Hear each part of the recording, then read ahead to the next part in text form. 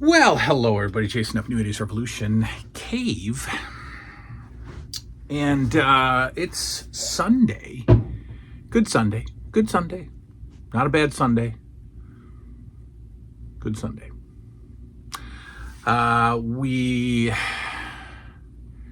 Let's see, what do we do? It's snowing. It's snowing here. That's good. That is very good. Our trip is in 3 weeks.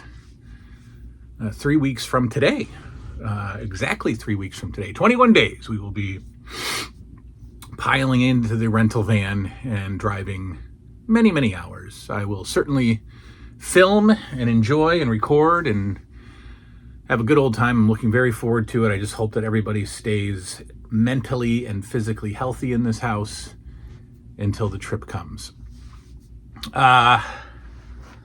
What else? What else? We've got, I don't know. I don't know what else we got. I really don't know. Target, we'll be hitting up Targets a couple of times in the next few weeks to see if the LJNs have made their way to the shelves. I will be buying a John Cena and a Logan Paul if I can get my grubby hands on them, just to store away for future investment. I already have 2 Hogans and 2 Dusties, so I think I'm okay there. I would like a blue card Dusty Rhodes. What else? What else? What else? What else? What else? I don't know. I don't know. We are slowly, like I said, completing Colin from Canada's donated He-Man figures. And this fella is going to have his weapon added to him tomorrow. So he will be down. We still have to complete Fisto, this fella. I'm going to buy a custom cape for Scareglow because price, ridiculousness. It's going to be a little hard to complete Trapjaw because he's just got maybe two or three more weapons parts, so I might end up buying a new Trapjaw and just completing him that way. Too Bad is easy, it's just a shield, but again, the shields are like $11 with $6 shipping, right? Put my shield in an envelope with a stamp. That's all. That's all. So we got to complete him. And then web store we have to complete, and we will do that. And that be that. So, Saturday night's main event. My goodness. I'll tell you what. I've watched it twice. I watched Saturday night's main event number 4, first Saturday in January, 1986. Saturday night's main event number 4 was the first weekend in January of 1986. And I have watched it twice. Because it's just so good. It's so good. And it's so LJN-y. It is so... I mean, remember, this is turning 86 now. So we're out of the first year of LJNs. We're out of the feel-out process. I'm fully in. I'm invested. It's right after Christmas 85. That's when I got Piper, Snuka, Hillbilly, Junkyard Dog, all the rest of Series 1, right? Nikolai. And I was, even though I only had, 12, 13 figures and a ring, I was so in. I was so in. And in with wrestling also, just in with wrestling in general, but obviously with the figures. So I watched it twice because it feels good. It just is it's a good feeling. The show is such a good feeling. Saturday night's main event. Look, we've talked this to death for the 31 new subscribers we've gotten in the last couple of weeks. Saturday night's main event is, I will say now, the greatest television experience of childhood. I've had a lot. I've had a lot of great television experiences as a kid. Television is very important to me, or important to my youth. People have been asking about, did you get a new tattoo? I did. And it is a television. It is a retro, so it's not healing that well. I'm not a good tattoo healer, so I it needs to heal more, and then my friend will touch it up for me, and it'll be beautiful. But it actually says retro inside. But we've got the old school television there. I can't bend my arm any further to show you. So we have the new television tattoo. We'll be putting I'll be getting I don't know if I want to go like a minimalist VHS tape right next to the TV here. We'll see. I don't know if I want a blackened VHS tape or if I just want an outline of one. I'm not sure. We'll see. So television is important, but Saturday Night's Main Event is the greatest television experience of my childhood. And obviously I'm not going to recreate the feeling, but I tried, and I watched the show twice. And I really watched it, just really focused in, put the phone away, zone into the show. And it's great. So it is from Florida, January 1986, when the rest of the country is enjoying winter. They are in Florida. And some quick observations. I thought when I saw the ring, I thought they were in Chicago because we just had the Wrestling Classic, and it looks like the identical ring. Darker canvas, red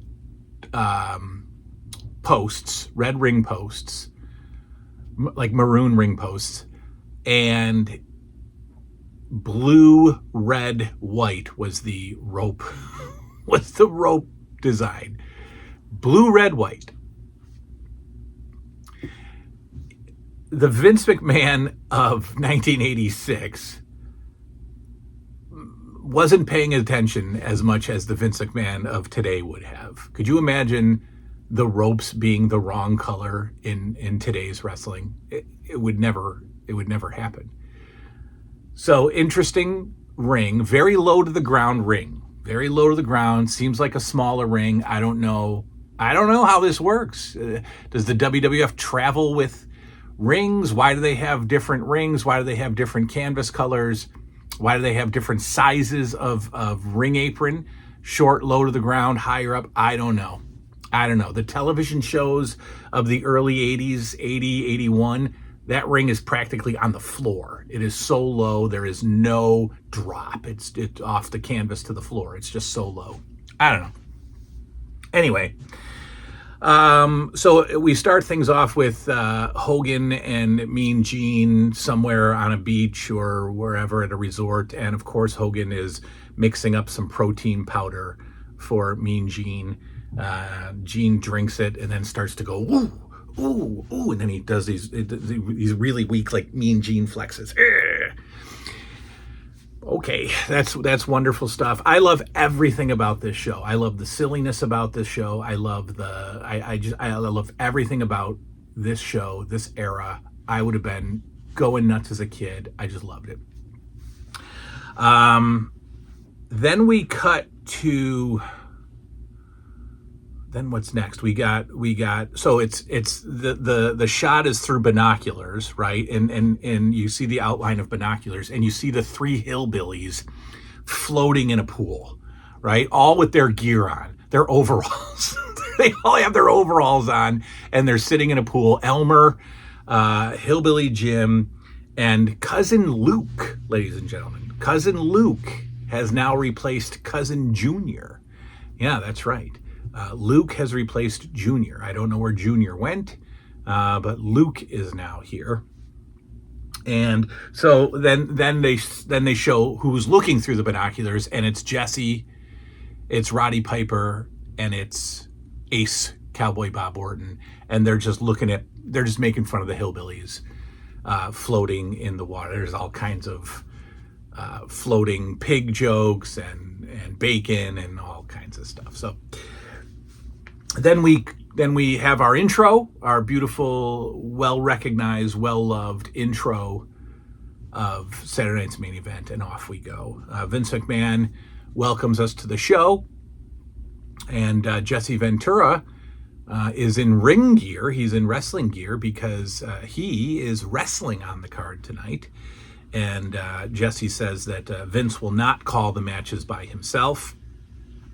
He has invited Bobby Heenan to replace him for the opening match. And the opening match is Jesse Ventura, Roddy Piper, and Cowboy Bob Orton versus Hillbilly Jim, Uncle Elmer, and Cousin Luke. Now, they recap why this match is happening, and it goes back to Uncle Elmer's wedding that was on a Saturday night's main event, where Jesse and Piper crashed the wedding and mocked the couple and have been saying horrible things about poor Elmer and his wife.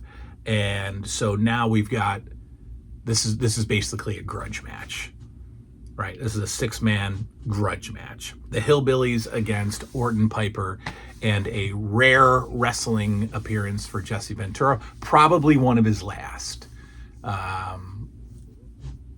Well, definitely one of his last matches. Now you're thinking, well, that's a tough match to enjoy. No, it isn't. This match was fantastic, and I feel silly saying that. The Hillbillies versus Piper, Orton, and Jesse was fantastic. It was absolutely fantastic. Why? This whole card is going to be about selling. This whole card tonight is going to be about the bad guys' performances. And watching Piper and Orton and Jesse flop around the ring, selling their heads off for the Hillbillies is so good. And I will say that Cousin Luke is better than Cousin Junior. Cousin Luke has this axe handle punch. So he just swings the axe handle.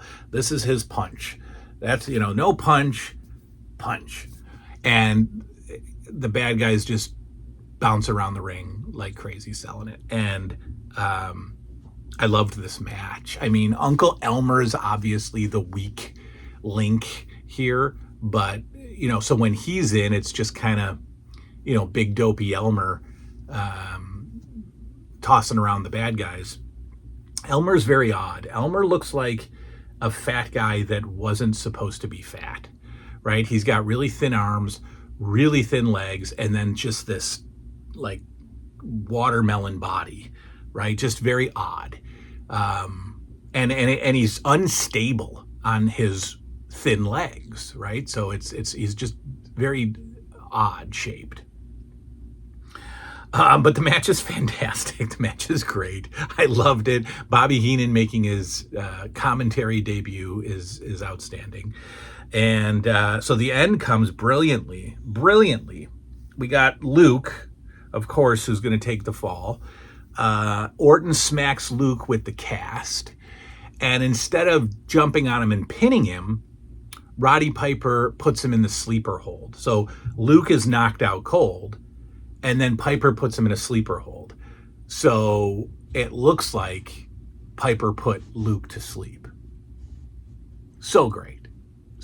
And they get the win. The bad guys, of course, get the win. And Jesse, who I think is awful in the ring, looked great. Everybody looked great. Elmer, but everybody looked, this is such a good match. This is such a fun match. All right. So now that they are in Florida, we're going to have a lot of exciting, I don't want to say cut scenes, but stuff in between the matches. So now we go to the water slide competition between Junkyard Dog and Jimmy Hart. And now this feud is being settled on a water slide because of the last Saturday night's main event when Dog pulled the pants off of Jimmy Hart, exposing little red underwear, of course, and then branded him on his backside. Now, I love the branding because the Jimmy Hart is selling the branding as if it's a hot branding iron, right? Which, so we know that it isn't. And in fact, they're not even trying to get us to think that it's a hot branding iron. I mean, it's been sitting at ringside. It's not a hot branding iron, but Jimmy Hart is kicking and screaming as if he's being burned, which is outstanding.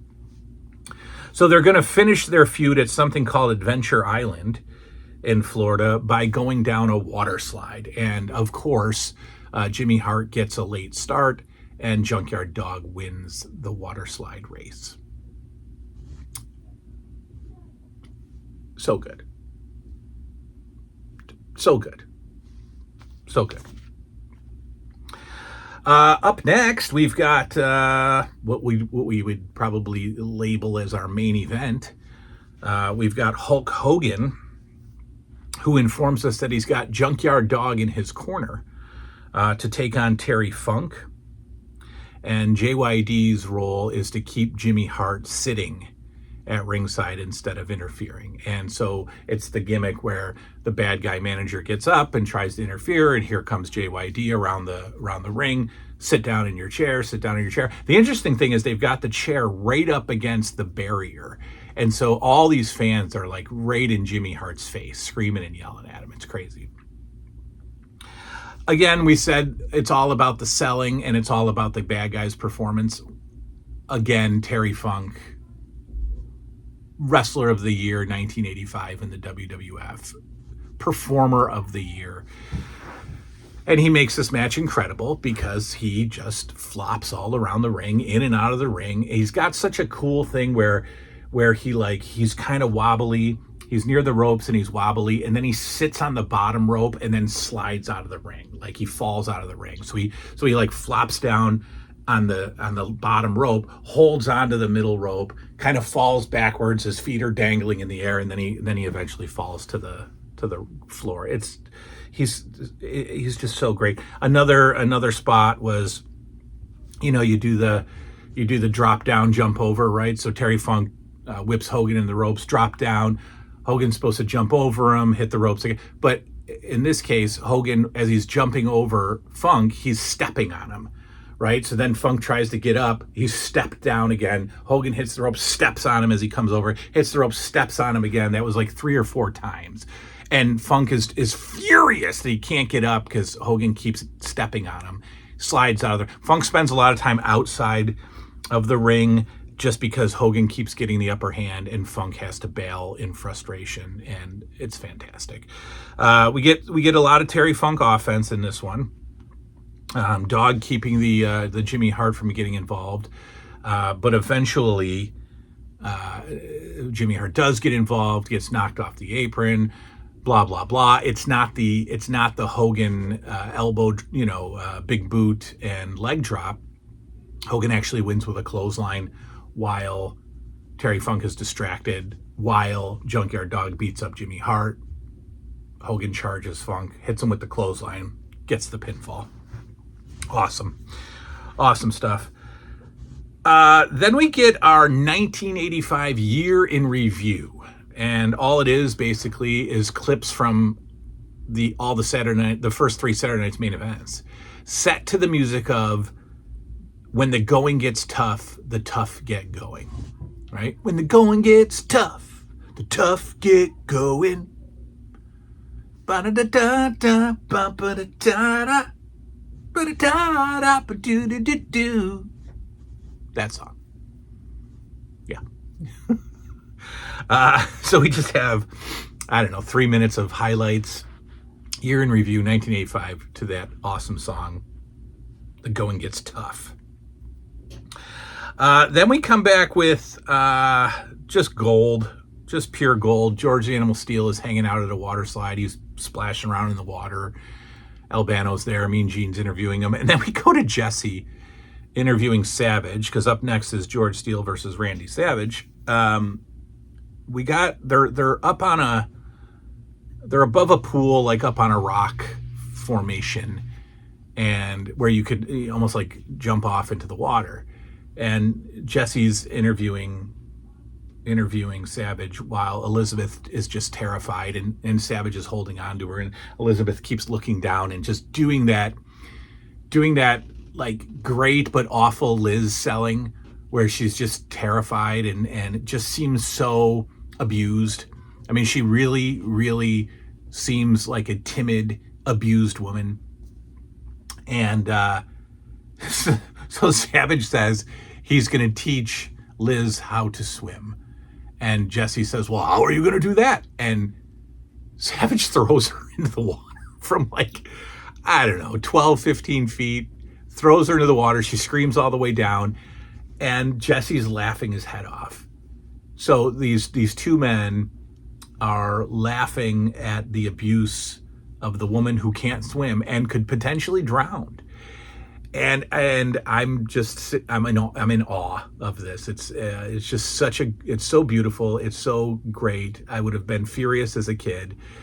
And then we come back and McMahon is having some sort of an attack. He is screaming at Jesse Ventura. How could you let that happen to Elizabeth? And Jesse's like, how else is she going to learn, McMahon? And I'm over the moon. I think it's so great. We got George Steele versus Randy Savage. Coincidentally, Randy Savage is distracted by somebody at ringside. So he is arguing with somebody at ringside while Liz still goes up and sits on the rope to let Randy Savage in. But Randy Savage isn't there because he's arguing with somebody in the crowd. So what does that allow? That allows George Steele to come check out Elizabeth.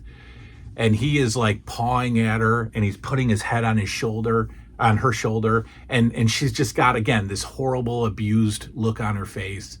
Oh my goodness, if Randy sees this, we're all dead. Jesse is going nuts. He's angry that George Steele is groping Elizabeth. Look at him, McMahon, he's groping her. He's got his animal hands all over her. Well, Jesse, he's smitten, Jesse, he's smitten. Yeah, he's smitten all right, McMahon. He's so good. So George is confused about the woman, and Savage finally comes in, and he wants to kill Liz. Forget George. He wants to kill Liz for engaging in this behavior with George Steele. Oh boy. Again, the bad guys make the match. Obviously, George Steele is George Steele. But it's the best George Steele match I've ever seen because of Randy Savage. And Randy Savage bumping all over the ring for him, getting out of the ring, fighting with Liz, putting Liz in the corner, gets the jump on George Steele, knocks him down a few times, stomps him. Steele fights back, tosses Savage out of the ring. It's just great. George Steele goes to the turnbuckle, of course, and again, bad guys making it good. I've never seen somebody sell a styrofoam stuffing throw better than Randy Savage. I mean, he takes the stuff in the face like it's acid and flops all over the ring because George threw stuffing in his face. Oh, what? How does it end? Okay. So again, George Steele is distracted by Liz, and he's over looking at her, and then Savage takes that opportunity to climb to the top rope, double axe handle down on Steele's back, gets the 1, 2, 3, quickly throws Liz over his shoulder, and hightails it out of there. And the camera is shooting it as from behind as Savage is leaving, and you just see Liz like hanging over Savage's shoulder, just again with that terrified look on her face. Like, please call the police. Please help me. Please help me. This is why I watched this twice, because it was so good. Next up, because of something called, that must have just happened there in 1985 between Russia and the U.S., there was something called the Geneva Summit, which I would have to go Google to find out what that was all about. But the Geneva Summit led to the peace match between Corporal Kirchner and Nikolai Volkov. And I'll tell you what, fantastic match. Fantastic match between Corporal Kirchner and Nikolai Volkov. Nikolai's accompanied by Freddie Blassie and Iron Sheik, of course. But Nikolai keeps it peaceful. We got a famous McMahon scientific matchup, ladies and gentlemen, as Nikolai and Kirchner have they have a wrestling match. They have a little chain wrestling match. We got clean breaks in the corner. We got a handshake or two. It's incredible. And it goes all the way. And you obviously, you know how these matches are going to end. The bad guy is going to cheat eventually, right? Or Iron Sheik's going to get involved. And really the only non-peaceful move was Nikolai had Kirchner up in the body slam, and he dropped him throat first on the top rope and then hit a flying knee drop and got the pin. I don't think that's cheating. I mean, he dropped him on the top rope. I think this was a peace match. I think Nikolai did fine with the peace match. Kirchner is outraged afterwards, outraged at being the victim of gobbledygook and tomfoolery. And he clears the ring of Sheik and Volkov, angry, which keeps the WrestleMania 2 match going, right? So we had a peace match. Now at WrestleMania 2, we get Kirchner and Volkov in a flag match, I believe, right? So we got to keep the feud going for 3 more months or so. What's next? Where do we go from here? That's the second to last match. Now we've got Ricky Steamboat and Junkyard Dog taking on Mr. Fuji and Don Muraco. When I say that they've been milking this feud to death, they have been, but in a good way. Steamboat and Muraco is a great feud, and this has been carried out for months. Half of 1985, and here we are into 1986. It's Steamboat and Muraco and Fuji in some kind of feud. So they recap, of course. They show some stuff that led up to this match, and we got Steamboat and Dog versus Fuji and Muraco, and it goes just like you would think, with the bad guys getting a little bit more offense in, and Mr. Fuji really putting on a showing. Mr. Fuji gets a ton of offense on Dog. Steamboat gets the hot tag a couple of times, clears the ring, blah, blah, blah. You know how it goes. And this one ends very quickly and uneventfully. We've got I think Steamboat's with Fuji. He tags in Dog. Dog comes in, hits a headbutt on Fuji, and pins him. That's it. A little bit of a lackluster ending to that match. And the good guys celebrate. The bad guys get the jump on the good guys after the victory, but then the bad guys rally, or good guys rally, bad guys hit the showers. And Vince tells us, do not go away. Do not go away. Plenty of more action on Saturday night's main event. And what he meant by that was it's over. It's over. And that always bugged me as a kid, but I was dumb because all I had to do was just look at the clock and realize it was like 12:58, right? When they told me, stay tuned, there's more Saturday night's main event. I was like, what? An extension? Another hour? Well, no, dummy. It's almost 1 o'clock in the morning. It's over. So we come back, and of course we have Jesse and Vince at the announce table, and they're bidding us farewell. And that is the end of Saturday Night's Main Event number 4. Watched it twice, like I said. Oh, it's so good. It is so good. Go see this one.